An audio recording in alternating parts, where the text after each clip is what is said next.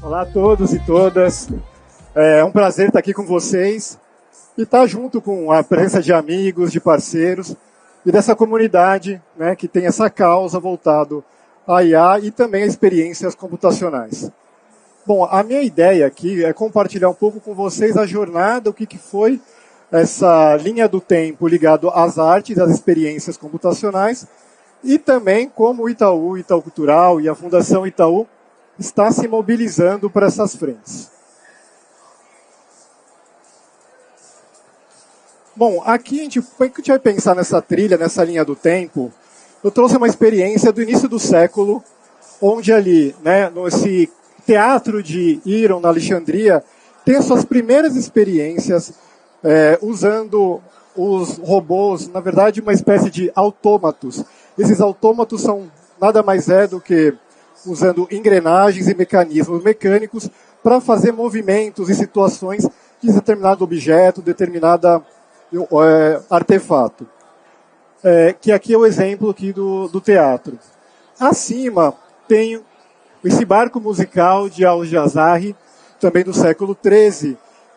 Foi encomenda do rei. Esse grande barco, ele está dentro de um lago, com uma experiência muito de ele abre a comporta.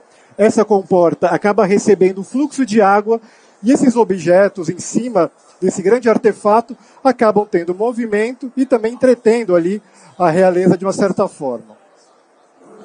E como a primeira experiência já no Ocidente, a gente tem aqui o Cavaleiro do Leonardo da Vinci e quando ele foi construído, a pedido do Mecenas, justamente também você vê ali que ele tem assim, essas engrenagens que eu citei, como também tem ali em cima, são mecanismos e traquitanas, vamos dizer assim, de conseguir mobilizar e fazer esse cavaleiro mexer. A gente sabe muito bem que o Leonardo da Vinci, ele, além das suas obras, ele tinha também um trabalho na indústria bélica. E aqui não tem, né, nessa pesquisa não tem assim, discriminado qual que era a intenção e o uso desse cavaleiro.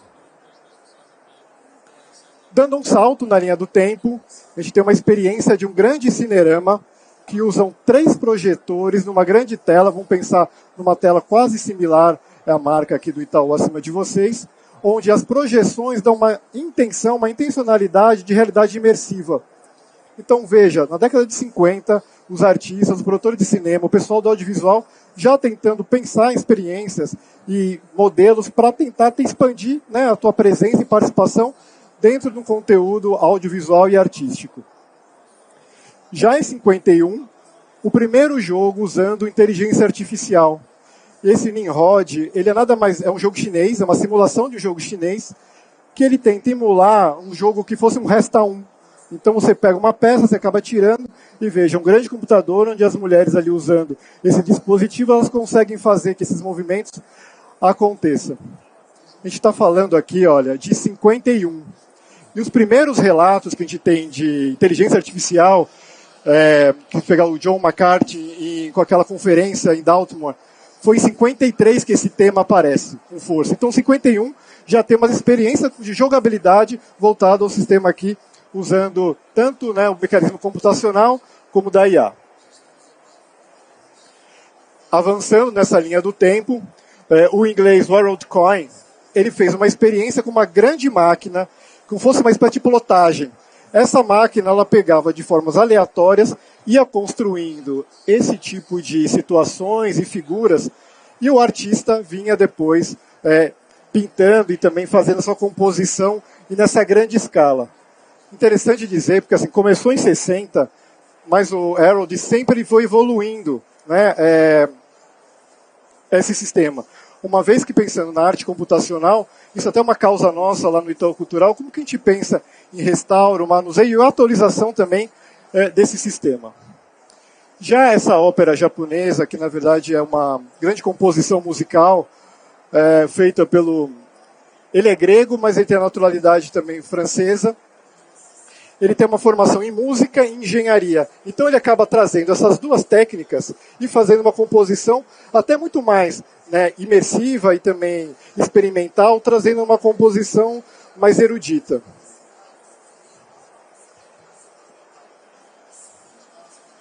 E aí a gente começa a chegar aqui nas décadas mais próximas da gente, em 87, aquela grande conferência mundial sobre o que é a vida artificial. O que se compõe essa vida artificial? O que difere ela de um outro elemento computacional? O que isso iria nos impactar? Aconteceu em Alamo, no México, e tinha como os principais princípios autonomia, emergência, evolução, cognição e robótica. Quando a gente olha esses pontos, autonomia, quando o objeto per si, ele consegue ter ali uma dinâmica de uso e adaptabilidade. Emergência, quando um sistema muito simples, ele se torna complexo. E a partir da complexidade, ele ganha evolução. Então, olhando todo esse cenário, a gente começa a pensar, bom, esses aqui são princípios que hoje a gente olha na questão da IA, na IA generativa, etc., mas que foram discutidos ali em 87.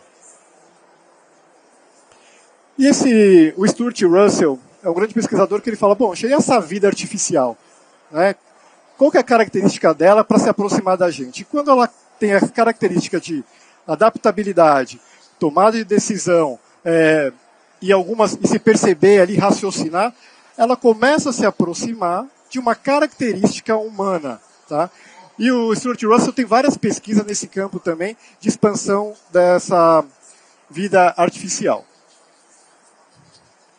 Já em 2018, a Christie, que é uma grande casa de leilão nos Estados Unidos, fez uma grande experiência com 15 mil obras do seu acervo. Essas obras foram processadas com múltiplas camadas e geraram esse grande retrato aqui, que ele foi leiloado como a primeira obra de arte de IA, que custou $430 mil. E aí, questionado com os representantes da Christie, mas e aí, né? O que é para você essa arte que ela não é mais atual e tudo mais? Como que você identifica? Ele, olha, gente, isso aqui não é muito longe do que eu venho comercializando já há anos aqui na casa. Então, veja, já é um pressuposto, uma referência de como a arte, e está dialogando também com esse ambiente computacional. Para mim, assim, eu vejo quantos artistas são porosos para essas experiências, inclusive para desdobramentos futuros que hoje faz parte da nossa tecnologia. Eu não sei se vocês tiveram a oportunidade de assistir. No Netflix tem um documentário que é do Google Earth, que traz a experiência de um artista que não conseguia imputar o dado, ele pega ali justamente um programador, e aí a fusão dessas duas pessoas, ele consegue criar um sistema de geolocalização para essa experiência. Mas beleza, né? A gente pega aqui não vou me arriscar no sobrenome, mas ele é um belga, o Mark. Ele, no seu artigo, ele fala, beleza, vamos discutir o que é criação de arte. O que entendemos por arte. E o que queremos dizer com máquinas criam arte. E o ponto que ele coloca aqui é assim, os algoritmos, o prompt, ele é imputado por um ser humano. Mas o que se desdobra a emergência, aquela complexidade, você não necessariamente vai saber o resultado a partir daquilo. Então essa criação, máquinas criam, ele coloca um debate sobre isso. E interessante que ele provoca a gente com esse tema, mas ele é um super defensor também das causas de regulamentação. Então a gente olhar assim, acho que a ideia aqui dessa apresentação é a gente conseguir ver os contrapontos, e quanto a partir disso a gente começa a pensar também nesse lugar da regulamentação. E no Brasil, recentemente, foi esse mês, os criadores e os artistas entraram com pedido nessa PL para uma grande remodelagem, uma inclusão aqui, que é justamente a máquina não tem a mesma questão do direito autoral que um artista, que um criador. Que ela também, a indústrias criativas, o Itaú Cultural desenvolveu um indicador, que é o PIB da economia da cultura e indústrias criativas, representa 3,11% da economia aqui no nosso país. E quem puxa esse indicador é desenvolvimento de jogos e softwares. E a gente fala que quando a gente monitora a intensidade criativa, que tem quatro princípios, uma é não mecanização. Então, quando a gente olha isso aqui, a IA, ela não tem que entrar nesse lugar da economia criativa. E a outra também, ela só ter como que é recompensado, como que é monetizado de uma forma diferente. Essa apresentação, tanto que aquele robô, que na outra citação, eu usei algumas ferramentas de IA. O software que eu utilizei, ele tem um processo onde os criadores são monetizados.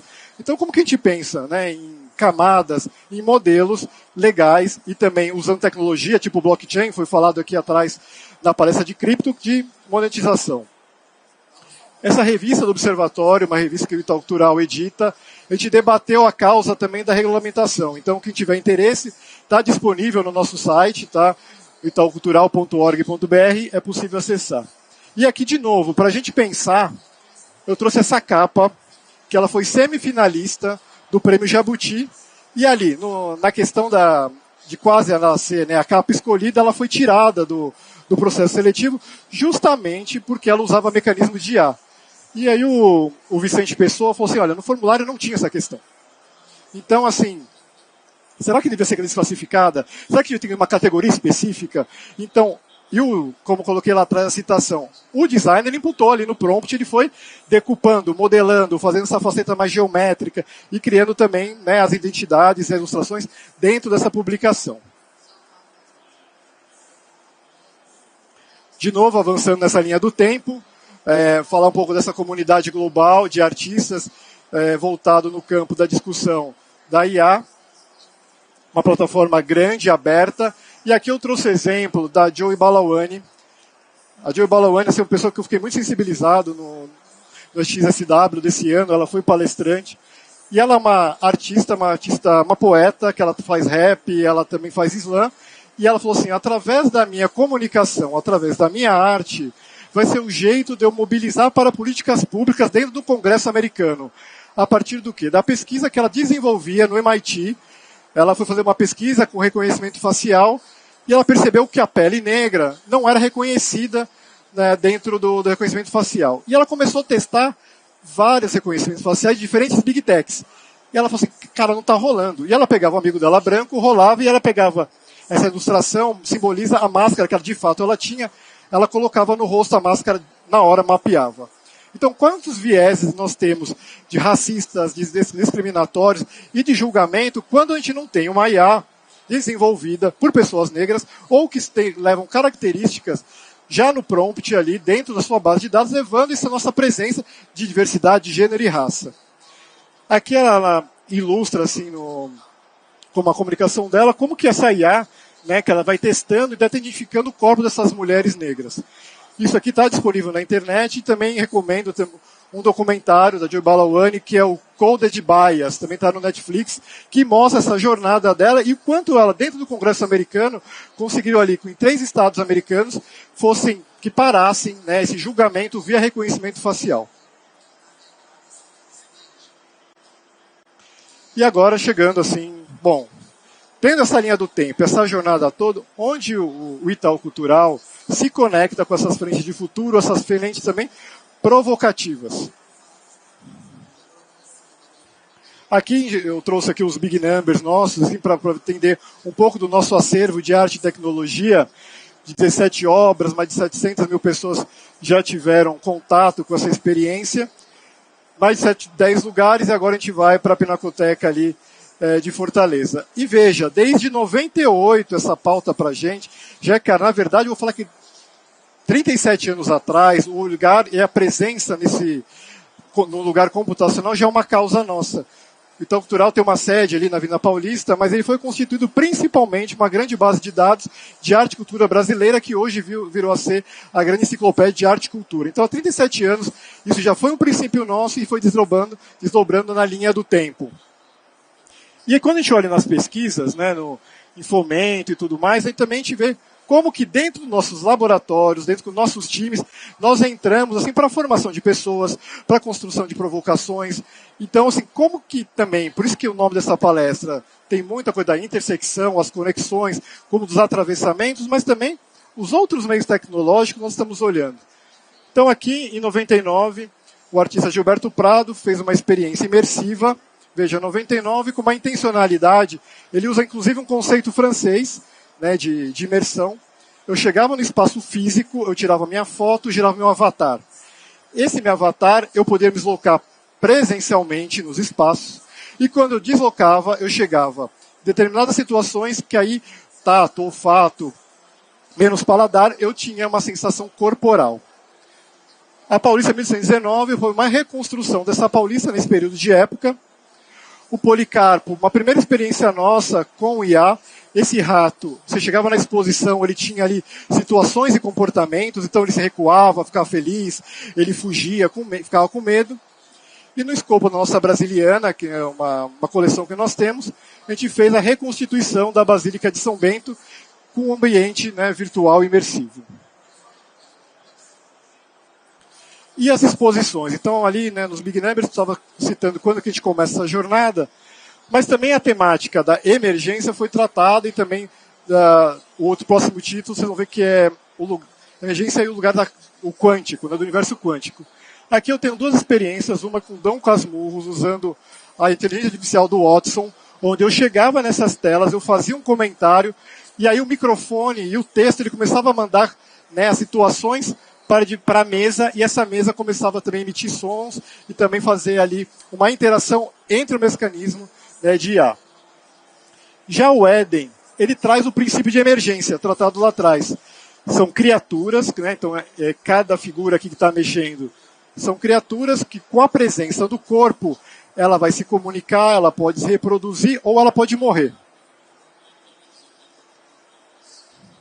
Mais para frente, no horizonte quântico, trazendo o conceito ali do Stuart Russell, como que a interação e a expansão homem, máquina, eles estão cada vez interligados e conectados. Então o artista aqui japonês, ele interage com esse ciborgue que emite sons, acaba também trazendo aqui algumas reações dentro dessa experiência.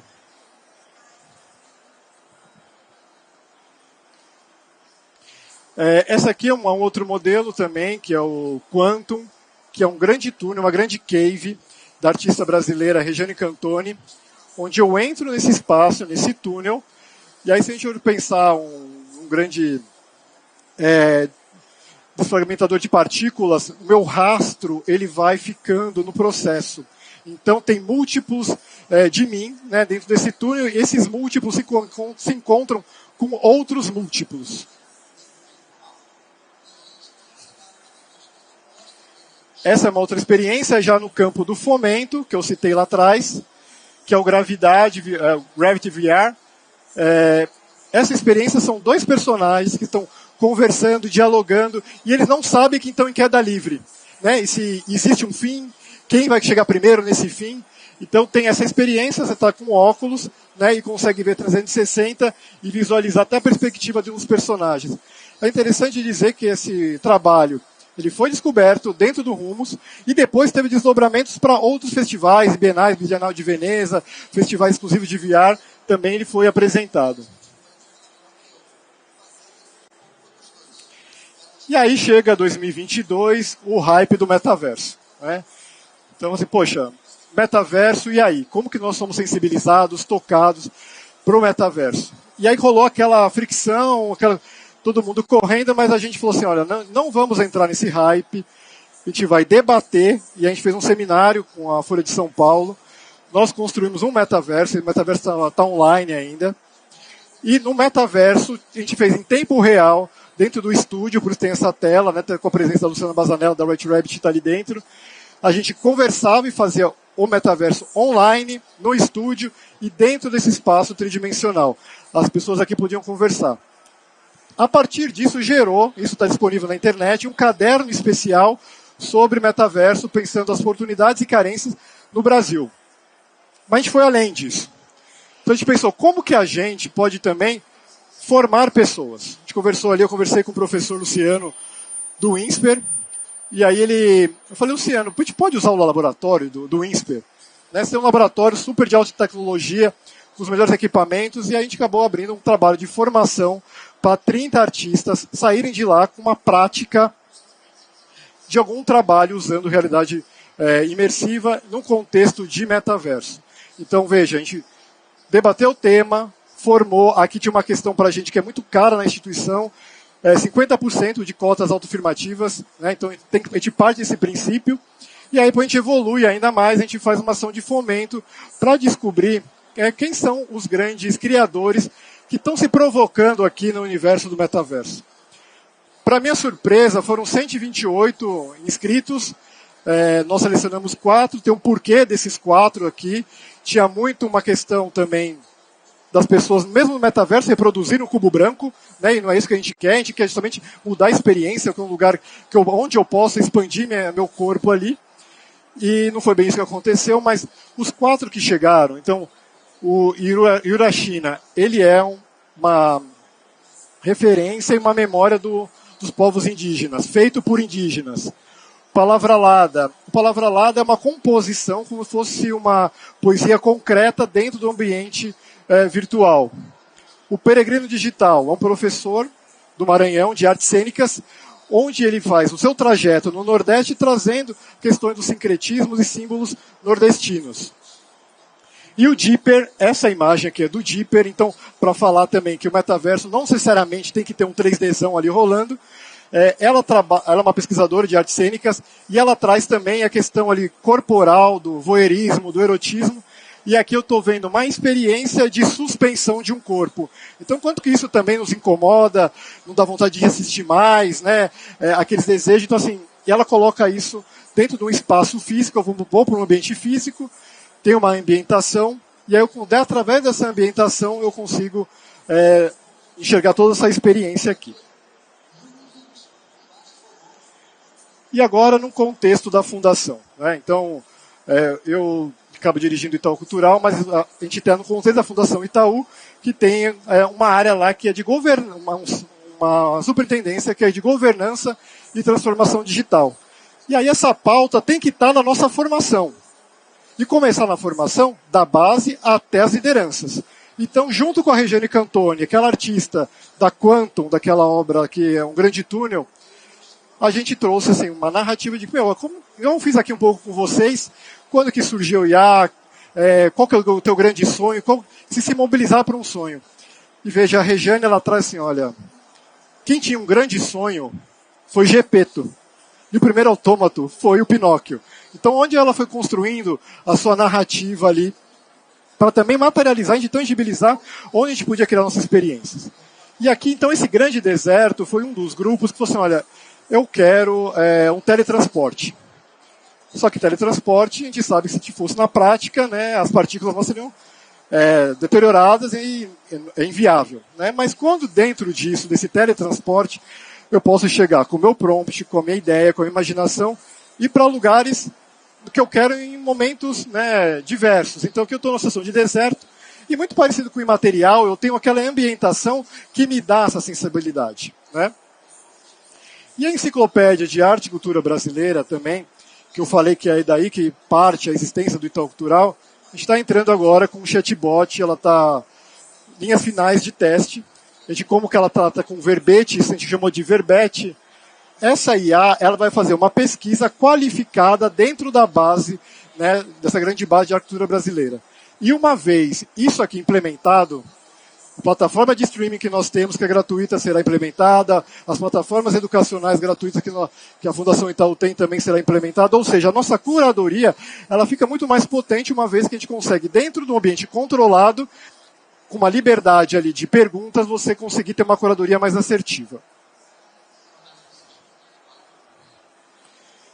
Aqui aproveito para dar um mega spoiler para vocês, porque nem está publicado ainda na internet, que é o seminário que a gente vai fazer no mês seguinte, que é de IA e Educação e Cultura, para tratar de temas assim, que são muito caros para a Fundação Itaú, que é questão da desigualdade. Então, como que a IA pode ser um redutor de desigualdade?